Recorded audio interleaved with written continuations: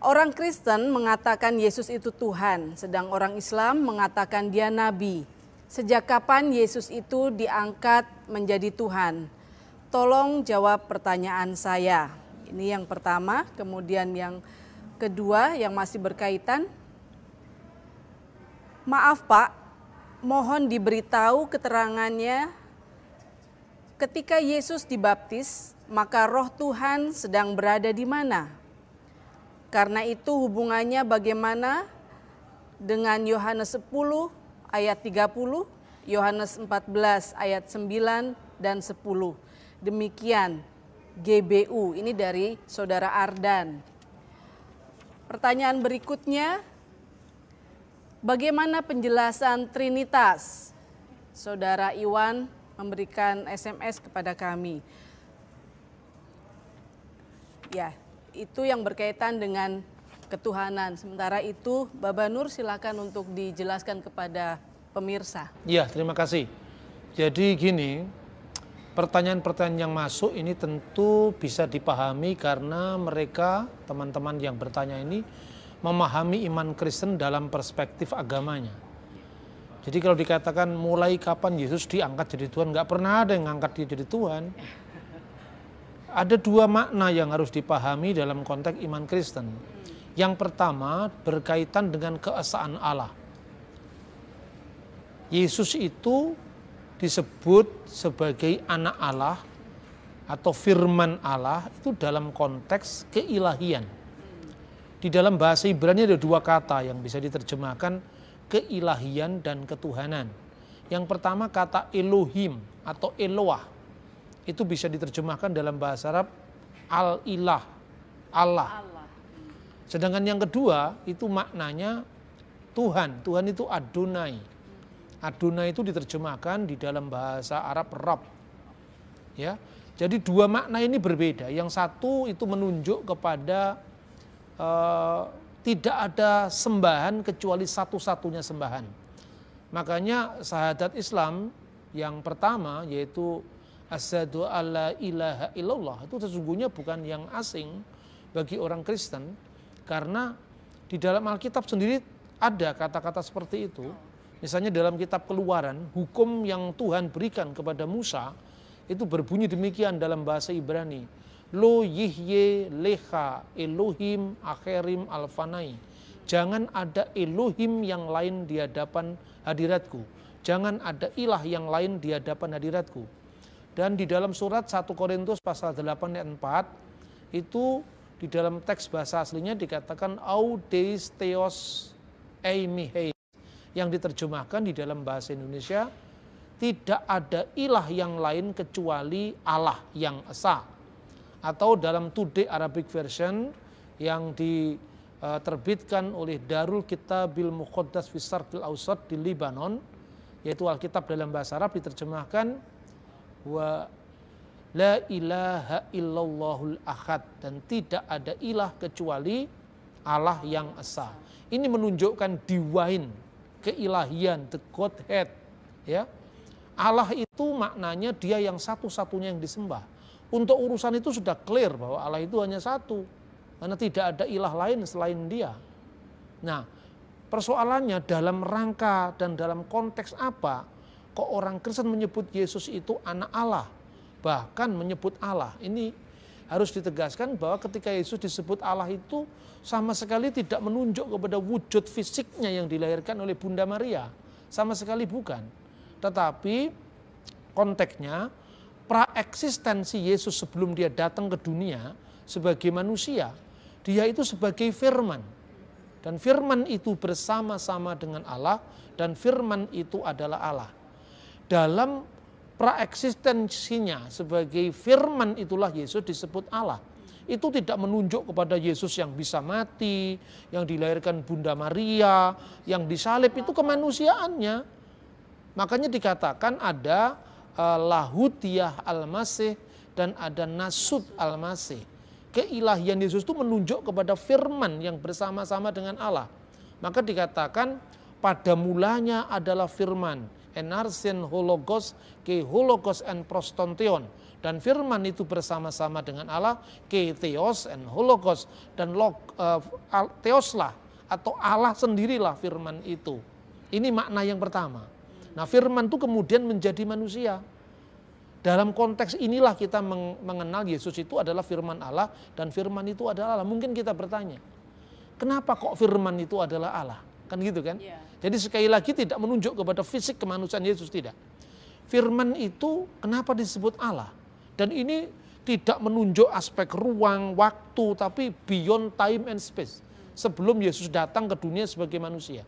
Allah menciptakan segala sesuatu dengan firman-Nya. Tidak usah kita baca Injil dulu, baca kitab Taurat. Misalnya kitab Sefer Bereshit, pasal 1 ayat 1 sampai dengan 3.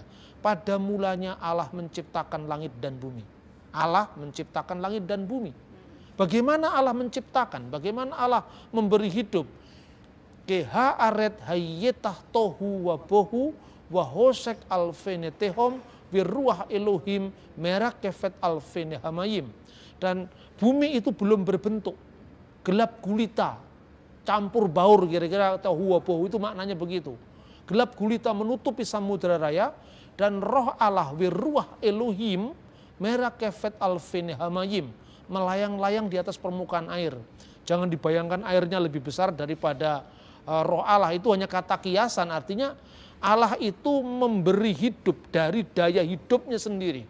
Dari sumber hidup ilahi dia menyalurkan kehidupan kepada ciptaan yang baru dalam proses pembentukan. Wa yomer Elohim, dan berfirmanlah Allah, Yehiur wa yehiur, jadilah terang maka terang itu jadi. Jelas bahwa Allah menciptakan dunia lewat firman-Nya dan memberi hidup lewat rohnya. Maka ajaran Trinitas itu berarti Allah itu tidak pernah terpisah dari firman-Nya dan rohnya. Seperti manusia memiliki pikiran dan memiliki roh, itu satu dengan manusia itu. Jadi Tritunggal itu tidak menunjuk kepada tiga wujud yang terpisah. Tritunggal itu menunjuk kepada Allah yang esa, wujudnya itu, the existent itu disebut Bapa, sumber hidup yang ada dalam diri Allah, bagi dirinya sendiri maupun bagi ciptaan itu disebut Ruach HaKodes atau Roh Kudus atau Ruach Elohim atau Roh Allah. Dan Roh Allah itu bukan malaikat, itu kan pandangan orang lain. Iman Kristen tidak pernah mengajarkan seperti itu. Dan firman Allah, pertanyaannya, lebih dulu mana Allah dengan firman-Nya? Kalau dikatakan lebih dulu Allah, wah berarti Allah sudah ada, firman-Nya pernah tidak ada. Itu berarti Allah pernah bisu, pernah tidak bisa menciptakan apa-apa. Jadi firman di sini maksudnya bukan sekedar kata-kata verbal atau kalam, tapi kalimah dalam bahasa Arab. Makanya dalam Injil bahasa Arab disebutkan fil badi'il kanal kalimah wal kalimatu kana indallah wa kana kalimatullah. Pada mulanya adalah firman dan firman itu bersama-sama dengan Allah dan firman itu adalah Allah. Firman itu harus sama kekal dengan Allah. Firman itu menunjuk kepada hikmat Allah, akal ilahi, pikiran Allah, ya, sabda Allah, karena apa yang diciptakannya dari sabdanya jadi. Kalau Anda katakan lebih dulu firman-Nya, lalu firman-Nya siapa? Gitu, Allah dengan firman-Nya tidak bisa dilepaskan. Begitu juga roh dengan Allah. Allah dengan rohnya lebih dulu mana? Kalau dikatakan lebih dulu Allah, lah terus rohnya siapa itu? Masa Allah pernah ada tanpa rohnya? Berarti pernah almarhum apa? Kalau dikatakan bahwa roh itu lebih dulu, lah rohnya siapa? Maka wujud dengan firman-Nya, dengan rohnya tidak bisa dilepaskan. Maka dikatakan Bapa, Firman, dan Roh Kudus, ketiganya adalah satu. Itulah makna keilahian Yesus. Jesus as God, Yesus sebagai Allah, itu tidak menunjuk kepada fisik kemanusiaan Yesus. Orang Yahudi pun salah paham seperti Anda bertanya ini. Ketika ditanya, Abraham melihat hariku, dan ia bersuka karena ia telah melihatnya. Loh, umurmu belum sampai 50 tahun. Bagaimana orang Yahudi itu protes, kok bisa-bisa Abraham melihat hariku, padahal hari yang dimaksudkan itu adalah Yom HaMasiah, hari Sang Mesias, di mana Tuhan berfirman melalui Musa dalam kitab Taurat, dikatakan bahwa olehmu semua kaum di muka bumi akan mendapatkan berkat. Itulah yang dinamakan Messianic Blessing, yaitu berkah Mesias yang akhirnya digenapi lewat Yesus Kristus yang firman-Nya itu menjadi manusia. Mungkin untuk saling memahami, saya anjurkan untuk membaca tulisan seorang teolog muslim yang sangat terkenal, namanya Said Husin Nasir. dalam bukunya Islam Antara Cita dan Fakta yang pernah diterjemahkan oleh Abdurrahman Wahid Gusdur dan Hasim Wahid. Dia mengatakan membandingkan Nabi Isa dan Nabi Muhammad itu tidak fair. Karena dalam iman Kristen, Yohanes 1 ayat 14, dan firman itu telah menjadi manusia. Firman tidak pernah menjadi buku dalam iman Kristen. Ini berbeda dengan Islam. Firman menjadi kitab, penerimanya Muhammad. Firman menjadi manusia, penerimanya Maria. Maria itu keperawanannya membuktikan bahwa anak yang dikandungnya bukan hasil benih seorang laki-laki, tetapi dari Roh Kudus. Begitu juga Nabi Muhammad dalam Islam dipahami sebagai ummi yang pasif sehingga tidak mengarang Al-Qur'an ya. Ya ini sekedar perbandingan. Saya tidak mengatakan sama tapi paralel ya. Ayat 14 Injil Yohanes pasal 1, firman itu telah menjadi manusia. Nah, dalam kemanusiaannya itu ada kodrat kemanusiaan. Mungkin bisa dibandingkan firman itu menjadi kitab. Firman turun menjadi Al-Qur'an dalam pandangan Islam. Lah, kan ada Quran sebagai kalam nafsi, kalam yang kekal. Kalam yang kekal ini kata Imam Al-Ghazali, qa'immah bidzatillahi ta'ala. Dia satu melekat dengan wujud Allah, zat Allah yang maha tinggi. Tentu tidak menunjuk kepada kertasnya. Kertasnya ini bisa rusak, kertasnya ini bisa terbakar, tapi kan tidak berarti firman Allah ikut terbakar.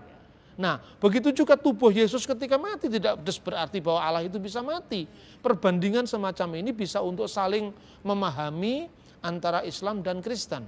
Maka kalau Yesus disebut Tuhan, itu dalam kondisi ketika dia firman menjadi manusia, dalam keadaannya sebagai manusia itulah Isa diberikan otoritas, diberikan kekuasaan ya untuk apa yang semestinya tidak dilakukan manusia yang lain. Misalnya, siapakah yang berhak menghakimi manusia?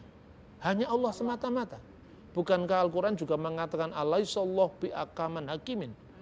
Alaihissallahu bi'ahkaman hakimin. Bukankah Allah itu hakim yang adil?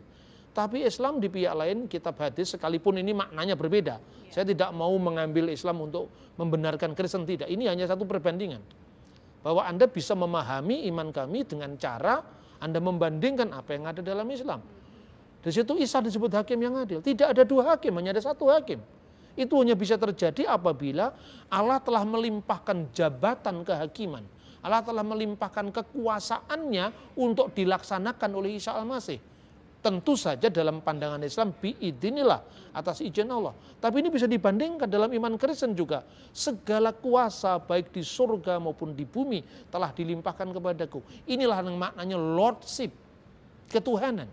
Jadi Tuhan itu tidak bermakna sembahan, tapi bermakna authority, otoritas, kewibawaan, kekuasaan yang Tuhan limpahkan kepada Isa. Manusia manapun tidak boleh kok menjadi hakim yang mengadili sesamanya, tetapi karena Allah limpahkan itu kepada Isa, kira-kira pemahamannya seperti itu. Jadi kalau dikatakan sejak kapan Yesus dilantik, tidak ada yang melantik. Memang dari awal jabatan keilahian itu berkaitan dengan bahwa Mesias yang akan datang, itu disebut sebagai memra Allah, sebagai firman Allah. Itu tradisi Yahudi, sekalipun orang Yahudi menolak Yesus, tetapi atribut-atribut yang diletakkan pada sang Mesias yang preeksisten, ini diakui oleh teologi Yahudi. Yang kedua tentang ketuhanan. Kepada Raja Daud atau Nabi Daud, Tuhan berfirman, Neum Adonai Ladoni atau Neum Hashem Ladoni. Berfirmanlah Tuhan kepada Tuanku, Sif Limini, duduklah di sebelah kananku. Para rabi, baik sebelum maupun sesudah zaman Kristen, ini rabi-rabi Yahudi, mengartikan Adonai itu adalah Melek HaMasiah atau Malka Mesiha, Raja Mesias. Jadi itulah maknanya ketuhanan. Jadi tidak pernah ada yang melantik Yesus jadi Tuhan. Itu kan ceramah-ceramah yang dikembangkan para polemikus. Yesus baru dilantik tahun 325 dan sebagainya, itu tidak pernah ada yang seperti itu. Konsili Nikia tahun 325 itu tidak pernah melantik Yesus. Konsili itu menghadapi ajaran Arius yang mengatakan kana waktun lam yakun fihi. Ada waktu di mana anak Allah itu pernah tidak ada. Anak Allah ini kata simbolis, bukan berarti Tuhan itu beranak. Tidak adalah orang saja primitif itu. yang mengatakan Tuhan beranak secara fisik dan harus siapa bidannya, tidak ada ajaran, percayalah. Itu ajaran kaum primitif, tidak dianut oleh iman Kristen. Tapi kalau dikatakan bahwa Konsili Nicea itu menjawab pandangan Arius ini, loh, kalau firman pernah tidak ada atau anak Allah pernah tidak ada, berarti Allah itu pernah ada tanpa firmannya. Dan tidak mungkin itu. Silakan Anda membandingkan pada teologi Islam. Seringkali orang mengatakan, wow, di Islam, di Kristen tidak ada kok Trinitas dalam Alkitab. Judulnya ilmu kalam juga tidak ada kan dalam Al-Quran. Tetapi kan substansinya ada gitu loh. Jangan terpaku pada judul. Kata Trinitas memang tidak ada dalam Alkitab. Tapi substansi seluruh ajaran itu jelas ada. Kata ilmu kalam memang tidak ada dalam Al-Quran. Tapi substansi seluruh ajaran itu ada. Dan untuk Yesus yang tidak diciptakan tapi dilahirkan. Al-mauludu ghairul makhluk dalam pengakuan iman, kanun al-iman, yang dilahirkan tidak diciptakan. Itu merujuk kepada sabda Yesus sendiri. Ketika Yesus tadi saya ceritakan bahwa umurmu belum sampai 50 tahun. Fisik kemanusiaan Yesus belum berumur 50 tahun. Tetapi Yesus katakan, al-haqqo aqulu lakum. Sesungguhnya aku berkata kepadamu, dalam bahasa aslinya, Prin Abram ginestai ego aimi. Sebelum Abraham jadi, aku sudah ada. Aku sudah ada sebagai apa? Sebagai firman. Pada mulanya adalah firman. Firman itu bersama-sama dengan Allah dan firman itu adalah Allah. Nah, konsili itu hanya menegaskan ajaran Alkitab ketika menghadapi ajaran Arius yang mendampingkan ciptaan di samping sang pencipta. Justru Arius itu percaya Trinitas, tapi Trinitas berjenjang. Bapa itu pencipta, terus Yesus itu makhluknya yang perdana, terus mengalir lagi jadi Roh Kudus. Ini kan bukan ajaran tauhid. Ajaran tauhid itu justru Allah itu satu yang bertakhta kekal bersama firman-Nya dan Roh-Nya. Tidak ada 3 wujud, tidak ada 2 wujud, 1 wujud. Kira-kira seperti itu. Nah, ketiganya bisa dibedakan ya? Bisa dibedakan, diskresi non separati. Bisa dibedakan, tidak bisa dipisahkan. Kalau tadi ada pertanyaan, lalu ketika dibaptis, Roh Tuhan ada di mana? Roh Allah ya tetap berada dalam diri Allah. Lalu yang itu berbentuk burung merpati, itu kan teofani Roh Kudus. Teofani itu apa? Penampakan di roh, karena Allah itu kan tidak terikat oleh ruang dan waktu. Agar dia, bukan roh merpati itu Roh Kudus. Kalau merpati Roh Kudus itu kan berarti ada Roh Kudus goreng, karena ada merpati goreng. Iya toh? Ini kita memahami ajaran agama itu mesti dengan otak cerdas, nggak bisa dengan keterbatasan akal pikiran kita. Karena bicara tentang Tuhan itu beyond time, beyond space. Nggak bisa kita sembrono gitu. Lalu bagaimana hubungannya dengan Yohanes 10:30 kan tadi ya? Aku dan Bapa adalah satu. Yang satu dengan Bapa itu firman-Nya Bapa. Firman yang kekal itu bukan fisiknya Yesus. Sama dengan ketika firman Allah diyakini umat Islam turun jadi Quran. Yang satu dengan Allah itu firman Allah yang di Lauhul Mahfuz. Kertasnya nggak bersatu dengan Allah. Kertasnya itu adalah produksi dari pabrik.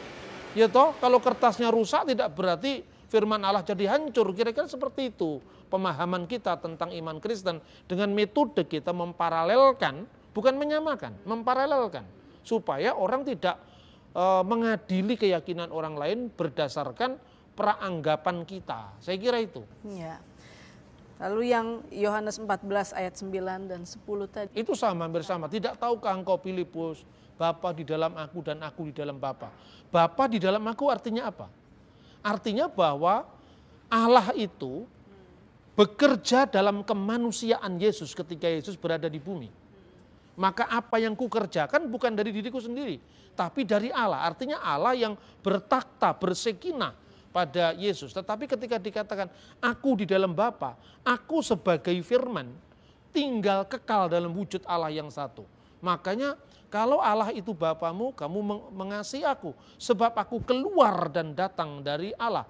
Aku yang keluar ini tentu bukan darah dagingnya Yesus. Karena Yesus secara manusia itu anaknya Maria. Maka dikatakan Ibnu Maryam, buah rahimnya Maryam. Tetapi Yesus sebagai firman, firman itu bersama-sama dengan Allah dan firman itu adalah Allah. Seperti Quran juga memiliki kalam nafsi, kalam yang kekal sekaligus kalam lafat, kalam temporal. Dalam bentuk kitab tulisan Arab yang bisa rusak, bisa hancur. Begitu juga firman Allah itu ketika menjadi manusia, dia yang dibunuh dalam keadaannya sebagai manusia. Tetapi Allah tidak bisa mati. Jadi ketika berseru Eli Eli lama sabachthani, Kemanusiaannya berseru kepada Allah. Seandainya buku itu bisa berteriak juga buku itu bisa ngomong kan? Seperti itu loh kira-kira. ya. Lalu kalau ada yang mengatakan Quran sebagai firman Allah, tapi dia juga tidak dipertuhan seperti Isa Al-Masih atau Yesus, bagaimana? Ya tidak dipertuhan tapi divine. Artinya apa? Ini sebutan di dalam konteks ilmu kalam Islam. Man khola inal Quran makhlukun fahuwa kafir. Barang siapa yang mengatakan Al-Quran itu ciptaan, maka dia kafir. Nah pertanyaannya justru Al-Quran itu bukan pencipta, tapi juga bukan ciptaan. Lalu apa? Ini kan sebetulnya ajaran filsafat Yunani, bukan ajaran Semitik ini. Karena kalau firman Allah itu kekal, sementara Allah juga kekal, dan firman ini bukan Allah, berarti ada dua yang kekal, berdamping-dampingan. Saya kira ilmu kalam Islam belum selesai